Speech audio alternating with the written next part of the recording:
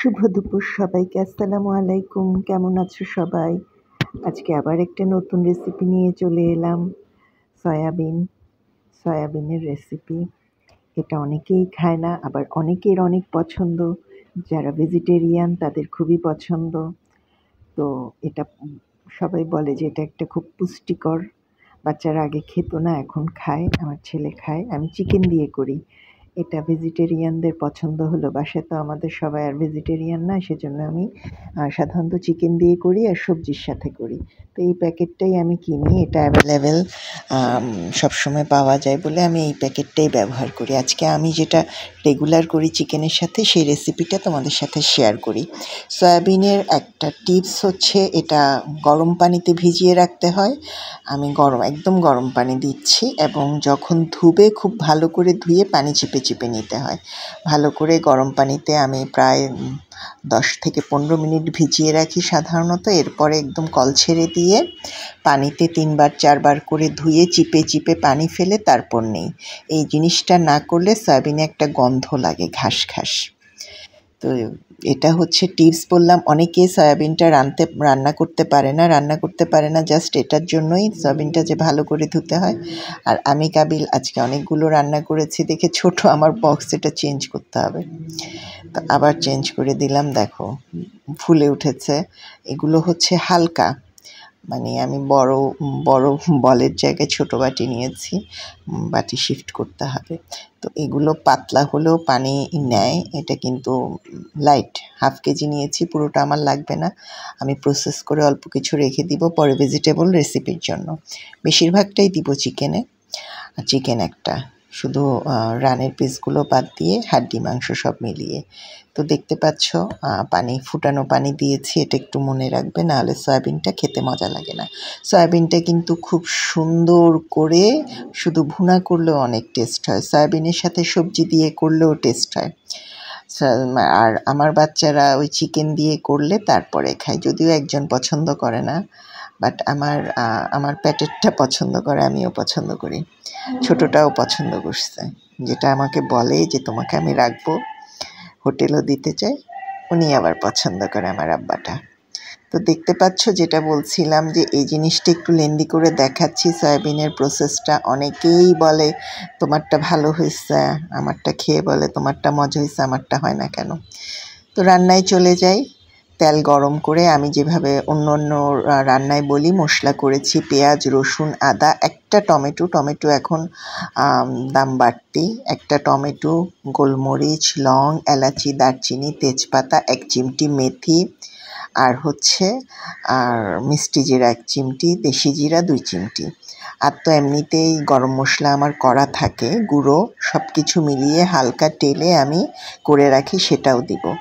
তো মশলার এই পরিমাণটা, এই যে পেঁয়াজ বাটা, রসুন বাটা, আদা বাটা সব একসাথে পেস্ট করে ব্লেন্ডার করা, এখন তার বাটাবাটির ইয়া নাই। তো মশলা খুব ভালো করে কষিয়ে নেব। 2টো কাঁচামরিচ দিচ্ছি, আমি সবসময় বলি, খেয়াল করলে দেখবে। একটু পানি দিলাম, ব্লেন্ডার ধোয়া পানিটা দিয়ে, যে আমি কিন্তু সবসময় মরিচের দাম বাড়লে, এটা আমার আক্কেল হয়েছে, মরিচের দাম যখন অনেক বেড়ে গিয়েছিল তখন থেকে, দাম কমলে আমি কিছু টিপে রেখে দিই। দিচ্ছি পরিমাণ মতো লবণ, দিলাম মরিচ, একটু একটু করে যেরকম লাগে। আমি খুব মশলা দিই না, তারপরেও সবাই বলে এত মশলা হয়ে যায়। কষানোর চেষ্টা করি, যেদিন মন দিয়ে রান্না করি সেদিন খুব কষিয়ে রান্না করি। দিয়েছি ধনিয়া, জিরার গুঁড়ো মিক্স, এখন দিচ্ছি গরম মশলার গুঁড়ো, যেটা মিক্সড গরম মশলা বলেছি। সব কিছু দিয়ে একসাথে, ওই যে লং, এলাচি, দারচিনি, ধনিয়া, জিরা, তেজপাতা, গোলমরিচ সব মিলিয়ে হালকা তেলে আমি একটু রেখে দেই। সব কিছুতে একটু দেই ফ্লেভারের জন্য। আমার অভ্যাস একটু গরম মশলা বেশি খাওয়া, কী করতাম। মশলা কষবে, মশলা কষে যখন তেলটা বের হবে, দেখতেই পাচ্ছ, তেল বের হলেই বুঝবো যে কষেছে। আমি আজকে 2 বার কষিয়েছি। তারপর মুরগির মাংসগুলো দিয়ে দিচ্ছি, আর রানছাড়া যেটা বলেছি বড় মাংসের পিসগুলোই দিয়েছি। এরপরে এটা খুব ভালো করে কষাতে হবে মুরগিটা একটু। সয়াবিনটা তো ফুটানো পানিতেই রেখেছিলাম প্রায় 15 মিনিট, এরপরে দেখেছো পানি চিপে ধুয়ে নিয়েছি, সেজন্য রান্না করতে বেশি সময় লাগবে না।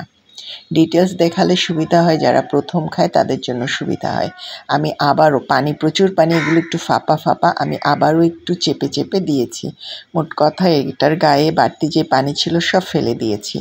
এটা ভিজে যে পানিটা এটা সোক করেছে সেই পানিটা চিপে আমি দিয়েছি।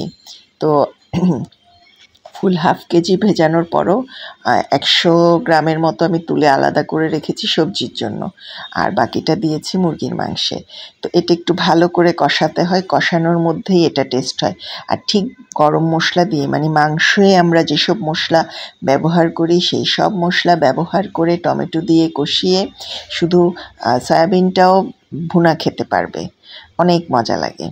আর ওটা হচ্ছে ভেজিটেরিয়ানদের ফেভারিট একটা রেসিপি, অনেকেই ওটা পছন্দ করে। ওটা একদম মাংসের টেস্ট হয়। আমি গরু মাংস দিয়েও করি এটা, তবে ভুনাটাই আমার ভালো লাগে।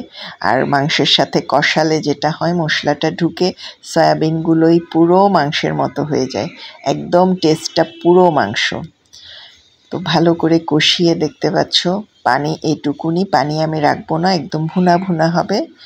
আমার রান্নার একটা চ্যানেল আছে, ইউটিউব চ্যানেল, নাম হেসেলে রাখান। আমার রান্নার একটা পেজ আছে ফেসবুকে, নাম হেসেলে রাখান। যারা রান্না ভালোবাসো, চটজলদি রান্না ভালোবাসো, ফাঁকিবাজি রান্না ভালোবাসো, তারা আমার ফেসবুক পেজ হেসেলে রাখান আর ইউটিউব চ্যানেল হেসেলে রাখান সাবস্ক্রাইব করে ফলো দিয়ে লাইক দিয়ে সাথে থাকলে অনেক খুশি হব।